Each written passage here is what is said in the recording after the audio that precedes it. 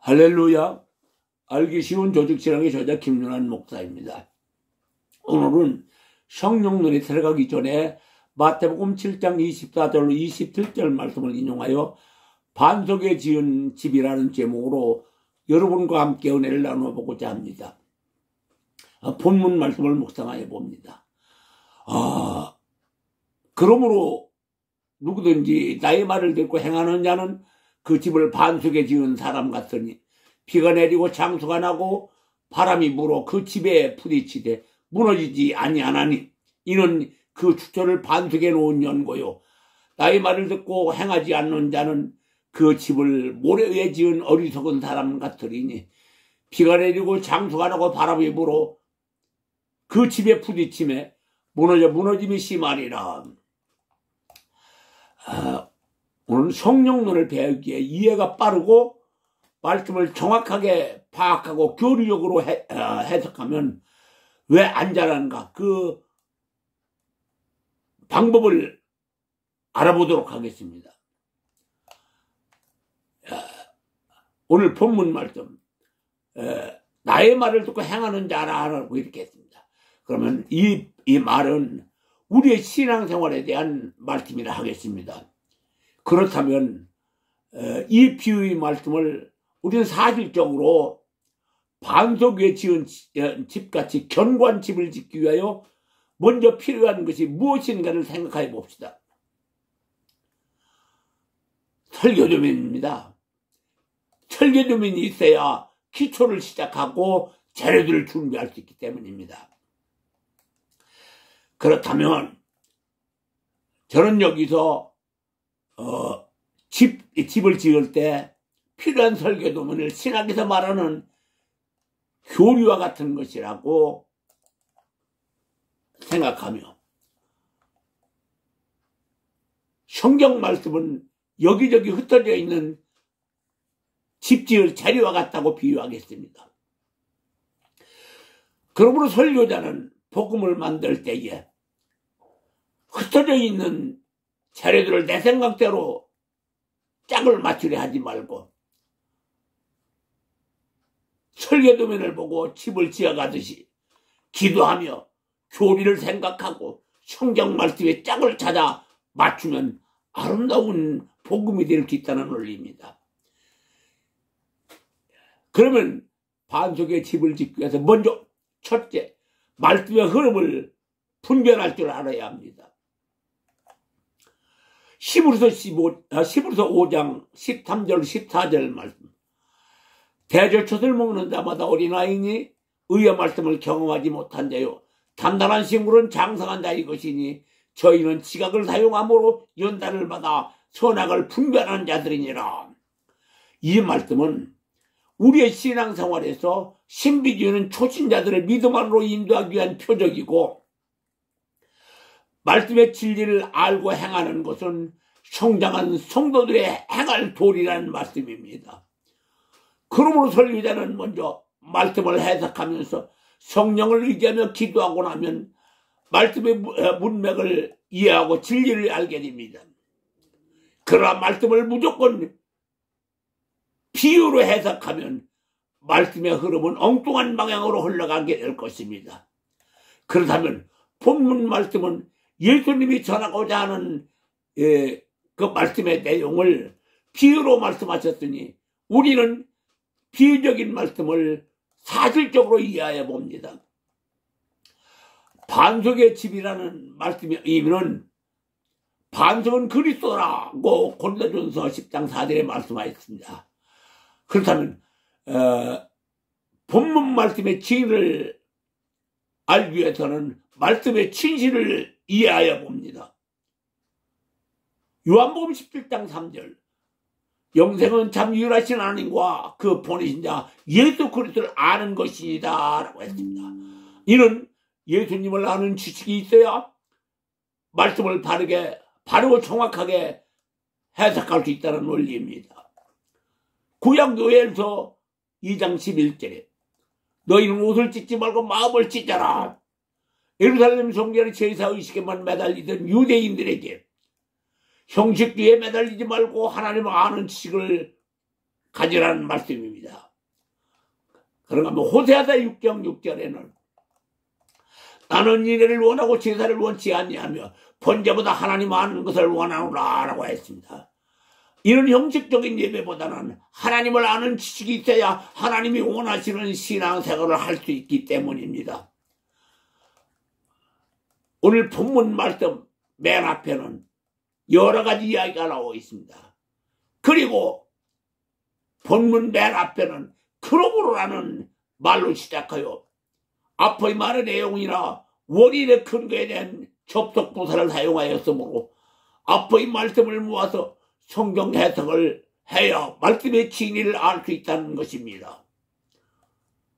즉 구약이나 신약 그리고 미래에 이루어질 믿음의 결국들이 현재의 신앙생활에 있다는 의미입니다. 그러므로 현재 신앙생활에서 성경 말씀은 우리에게 집을 지어주신 것이 아니라 우리가 집 지을 재료를 주셨다는 논리입니다. 앞에서 집을 지으려면 제일 먼저 설계도면이 있어야 한다고 말했습니다. 그런데 이 설계도면은 아무나 그리는 것이 아닙니다. 건축학을 공부하고 또 전문가들이 모든 정황을 살핀 후 그린 것입니다. 그리고 견고한 집을 지으려면 먼저 설계도면을 볼 줄 아는 대목수의 지시에 따라 설계에 맞게 기초를 만들고 재료를 깎아 만드는 다음에 설계대로 맞춰 가면 반석에 완성된 견고한 집이 될 수 있습니다. 그렇다면 여기서 설계도면은 기독교 교리와 같이 정확한 것입니다. 설계도면과 같이 정확한 교리도 아무나 세운 것이 아닙니다. 신학 공부를 하고 성경을 연구하고 하나님의 특별한 계시의 은사를 받은 사람들이 미래에 이루어질 모습들을 내다보고 현실을 직시하며 기획한 것입니다. 그러므로 설교자들은 반드시 교리를 알아야 합니다. 그리고 교리를 집 지을 때 설계로 생각하고 집을 지어가듯이 복음도 하나님이 주신 말씀을 연구하여 짝을 찾아 아름답게 다듬어 복음으로 만든 다음 설교함으로 성도들은 설교를 듣고 깨달음을 받아 마음이 변하고 생각이 바뀌어야 물과 성령으로 거듭난 믿음의 사람이 되고 복음의 전속을 시키게 해야 한다는 논리를 이해하면 교리가 중요함을 알게 될 것입니다. 이런 하나님의 말씀도 그렇다고 하였습니다. 이사야 34장 16절 너희는 여호와의 책을 자세히 읽어보라. 이것들이 하나도 빠진 것이 없고 하나도 그 짝이 없는 것이 없으리니 이는 여호와의 입이 이를 명하셨고 그 신이 이것들을 모으셨음이라고 했습니다. 설교할 때는 반드시 짝을 찾아 맞추어야 복음이 된다는 논리의 말씀입니다. 그렇다면 여기서 본문 말씀을 비유로 볼 때 성경을 산으로 보고 나무를 말씀으로 봅니다. 산에 가면 아무나 베어다가 깎아서 재료를 만들어 쌓아놓았다고 집이 될 수가 없습니다. 복음도 마찬가지로 아무 말씀이나 끌어다 여기저기서 끌어다 짝을 맞춰 놓았다고 복음이 되는 것은 아닙니다. 성령을 의지하고 기도하여 주제에 맞는 내용의 말씀을 찾아내어 다듬어 맞춰야 복음이 되는 것입니다. 그렇다면 제가 항상 주장하는 조직신학은 신학의 중심 사상이고 성경 기초 이론이라고 일관되게 주장하였습니다. 그러므로 설교자가 설교할 때에는 아무런 말씀이나 끌어다 짝을 맞췄다고 복음이 되는 것이 아닙니다. 반드시 본문 주제 안에서 말씀의 짝을 찾아 다듬어 맞춰야 교리적인 복음이 된다는 것은 불변의 진리인 것입니다. 그러게 요한복음 8장 32절 너희가 진리를 알진 진리가 너희를 자유케 하리라. 진리가 아닌 복음으로는 사람을 변화시킬 수 없다는 말입니다. 그렇다면 그럼에도 한국 개신교 교회 목사님들 설교하는 것을 보라면 교리와는 전혀 무관하게 자기가 좋아하는 성경 구절을 끌어다 제목 달고 내용들은 성도들이 듣기 좋은 말을 하여 성도들과 웃고 즐기며 예배를 드리기는 했는데 예배가 끝나고 나면 오늘 은혜 받았다고 말을 하면서 무슨 말씀을 들어서 무엇을 은혜 받았는지 아는 것이었습니다.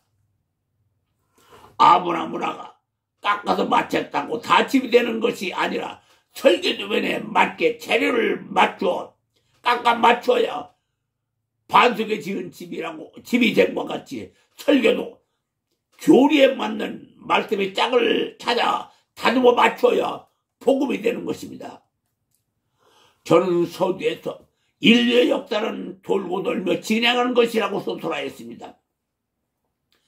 기독교 역사를 돌아보면 지식과 예수가 만나 계명을 지키고 아름다운 문화가 사람들의 삶의 질을 높여주었던 유럽 사람들과는 달리 무지와 예수가 만나니 신비주의와 기복질환에 매달리다가 기독교가 멸절되어버린 기독교 종주국이었던 아프리카 사람들은 삶의 질은 낙후되고 결국엔 빈국이 되고 그들은 지금까지 교회가 제대로 자리 잡지 못했다고 합니다. 그리고 무지와 가난 속에서 만났던 예수와 한국 개신교 교회사를 봅니다. 5,000년 동안 비록 가난했지만 그래도 나라의 버팀목이 되었던 윤리와 도덕을 버리고 오직 신비주의와 기복질환에 매달렸던 한국 교회사 130년을 보노라면 매사를 경제 논리로만 계산하고 1200만 명의 성도로 부흥되었다고 금방 세상이 어떻게 바뀔 것처럼 흥분되었던 모습이 엊그제인데 얼마 전 코로나라고 하는 소리 없는 비바람을 맞고 나니 성도가 절반이 600만 명 정도 남았다고 하는 목사님들의 개탄하는 소리가 여기저기서 들립니다. 하나님이 계명의 윤리와 도덕을 버리면 경제가 무너지는 것은 순간적입니다. 사람 지식이 전부가 아니라 사람의 삶의 도리를 갖추는 인성교육이 먼저 되어야 한다는 논리입니다. 에베소 6장 1절로 2절 말씀을 자녀들아 너희 부모를 주 안에서 순종하라. 이것이 옳으니라. 내 아버지와 어머니를 공경하라. 이것이 약속 있는 첫 계명이니 이는 내가 잘되고 땅에서 장살이라 했는데 우리 개신교 목사님들 부모에게 효도하라는 것이 하나님이 첫 계명이라고 가르치는 목사님들 설교를 들어본 적이 없습니다. 우리나라 개신교회가 교리를 가르치지 않았어도 그동안 조금 부흥되었다고 자부하면서 하나님의 첫 계명인 윤리와 도덕과 같은 집 짓는 설교와 같은 교리를 가르치지 않으면서 경계에만 매달리고 하나님의 계명인 복음을 버리고 결국은 징계를 받는다는 증거를 우리는 보았습니다. 설계도면 없이 집을 지으면 준공검사도 나지 않으며 불법 건축물이 되고 결국은 철거당하는 불행이 기다리게 됩니다. 불법 건축은 모래 위에 지은 집과 같은 결과이기 때문에 필연적입니다. 그러므로 설교자들은 강단에 설교할 때 반드시 성경중심적이고 교리적으로 복음을 만들어 설교하여 성도들이 자신을 갈고 닦아 밖에 나가서 해야 할 언행을 스스로 가려 행하는 기독교인들이 되게 해야 합니다.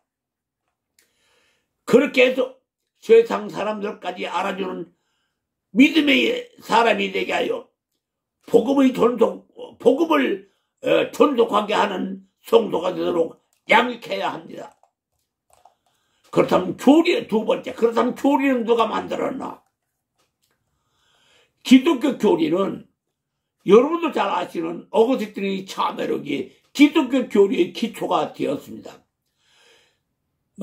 어거스틴은 기독교 신앙인이었던 어머니 모니카와 불신앙자였던 아버지 파트리키우스 사이에 태어나 성장하면서 어린 시절 어머니 모니카를 따라서 교회에 나갔으나 그는 남달리 총명하고 지적이어서 지적과 아름다운 명예를 얻고 출세하려 방황하다 만유계에 입문하였으나 만유계의 교리를 알고 보니 기독교와 비슷한 점이 많이 많이 있는데 생각하여 볼 때 논리적으로 맞지 않으므로 그는 다시 기독교에 돌아와 그동안 방해했던 자신의 신앙을 회개하고 성경을 연구하다가 AD 370년경 지금까지 자신의 생각이 어리석었음을 자복하고 회개하면서 참회록을 집필하여 기독교 교리의 기초를 놨다고 합니다.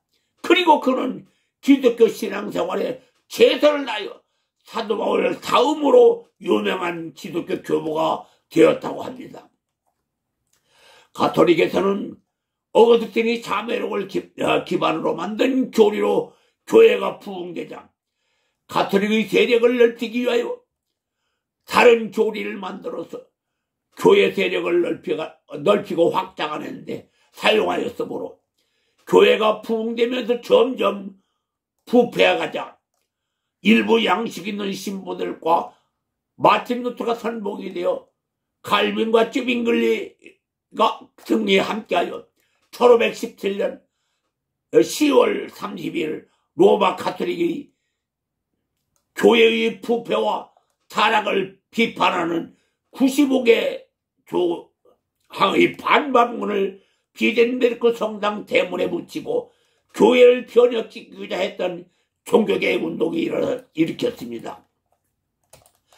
종교개혁이 성공하자 마틴 루터와 칼빈, 쯔빙글리 등이 교리를 다시 만들기로 약속하고 헤어져 그들은 자기 고향으로 돌아가서 3년 동안 참회록을 중심으로 하고 성경에서 필요한 말씀들을 찾아 교리를 만들고 다시 모여 서로가 만든 교리를 비교하여 보았으나 대부분은 일치하고 조금 다른 부분들인 성찬식에 대하여 루터는 화채들을, 쯔빙글리는 기념들을 주장하다가 서로 다투고 헤어진 후 그들은 일생 동안 만나지 않았다고 합니다. 칼빈이 주장은 성령 임재들로 통합하기로 하였으나 루터파는 화채설이 주장을 굽히지 않았으며 다른 교파들은 성령 임재설을 주장하여 각 교단의 성찬식 예배가 조금씩 다르다고 합니다. 세 번째, 반석에 지은 집의 의미를 알아봅니다. 오늘 본문 말씀처럼 집을 짓는 과정을 알아봅니다. 집을 짓기 위해서 설계도면에 따라 먼저 기둥을 세울 자리에는 기초를 다지고 그 위에 다듬은 주춧돌을 수평과 설계도면에 맞춰놓고 목줄을 치고 목줄의 그 필요한 제목을 대목의 지시와 설계대로 주춧돌 위에 친 목줄에 맞추어 기둥을 세워가며 집을 지어갑니다. 그렇게 설계된 대로 집을 지으면 반석에 세운 집같이 견고하고 멋진 집이 됩니다. 설교도 마찬가지입니다. 오늘 본문의 반석에 지은 집이라는 의미는 앞에서 말한 대로 반석은 그리스도라였습니다. 주제에 맞는 말씀의 짝을 찾아내어 아름다운 말로 다듬어 짝을 맞추어 복음으로 만들어 설교하여 사람들이 마음에 우리가 어찌할꼬 하는 자문자답을 이끌어내게 하여야 합니다.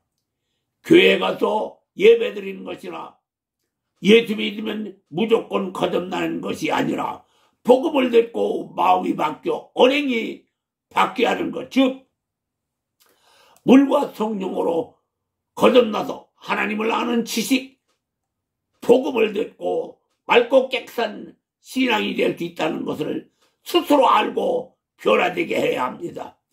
많은 사람들이 성경은 모두 하나님의 말씀이고 복음이라고 말합니다. 그러나 성경이 하나님 말씀인 것은 맞지만 전부가 말씀이 아니라 주제에 맞는 말씀을 찾아 짝을 맞춰야 말씀이고 복음이 됩니다. 성경은 산을 상징하고 나무는 말씀이라고 앞에서 비유하여 보았습니다. 집을 지을 때 산에 가서 필요한 나무를 찾아내어 재료를 깎아 설계도면에 맞추어 집을 지어야 한다고 말했습니다.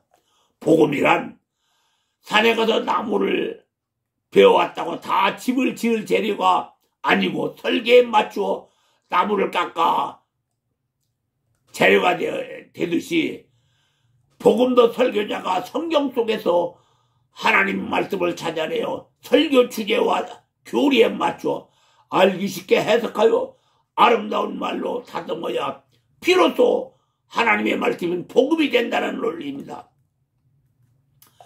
집을 짓는 것도 내 마음대로 짓는다고 다 집이 지어지는 게 아닙니다. 설계도면을 보고 이해할 줄 아는 대목수의 지식 따라 차근차근 집을 지어야 견고한 반석에 지은 집이 될 것입니다. 그러므로 설계도면 없이 내 마음대로 기둥을 세우고 내 마음대로 집을 지면 반드시 불법 건축물이 되어 철거되는 불행을 겪게 됩니다. 집을 지을 때는 반드시 설계도면에 맞춰 지어야 하듯이 설교도 반드시 주제에 맞는 말씀의 짝을 찾아 교리에 맞는 설교가 복음이고 하나님 말씀이라고 할 수 있습니다. 우리나라 개신교도 견고한 것처럼 보였으나 보이지 않는 코로나라는 비바람을 맞고 반투막이 나는 아픔을 겪어보았으니 깨달아야 합니다. 설교자가 교리를 알지 못하고 세상 이야기에 끌어다가 묻고 즐기는 형식적 예배에 치중하였던 결과입니다. 교리를 상실한 믿음은 결국엔 유기되어 버림을 받습니다. 그러므로 설교자는 반드시 조직신앙을 배우고 숙지하여 기도에 진력하고 참고 인내하려는 의지와 결단이 반석에 지은 집과 같은 진실한 설교자가 전하는 복음이라는 논리입니다. 로마서 8장 18절 말씀. 생각건대 현재의 고난은 장차 우리에게 나타날 영광과 좋기 비교할 수 없도다 라고 했습니다. 하나님의 영광 나라는 고난을 이기는 자에게 주시는 특별한 선물이기에 하나님이 고난으로 연단하십니다. 갈라디아서 5장 22절 23절. 오직 성령의 열매는 사랑과 희락과 화평과 오래 참음과 자비와 충성과 양선과 온유와 절제니 이와 같은 것은 금지할 법이 없느니라. 육길의 소욕을 십자가에 못 박고 말씀에 순종하노라면 말씀의 멍에는 어렵고 힘이 들지만 진리를 알고 나면 하나님 말씀은 모든 고난을 이기게 하여 주시는 능력이 있습니다. 사랑하는 성도 여러분, 그리고 목회자 여러분, 예수 믿는 사람은 마음 안에서 행복을 찾아야 합니다. 예수 그리스도는 영원한 현재라고 앞에서 말했습니다. 과거를 돌아보지 않고 미래를 생각하지 않고 현실에 안주하고 즐기는 사람은 비전이 없는 사람입니다. 과거를 돌아보고 현실을 직시하며 반석의 집을 짓는 믿음 안에서 행복하시고 평안을 누리시는 여러분이 되시기를 예수님의 이름으로 축원하여 드리겠습니다. 아멘. 오늘은 여기까지만 하겠습니다. 지금까지 김윤환 목사였습니다.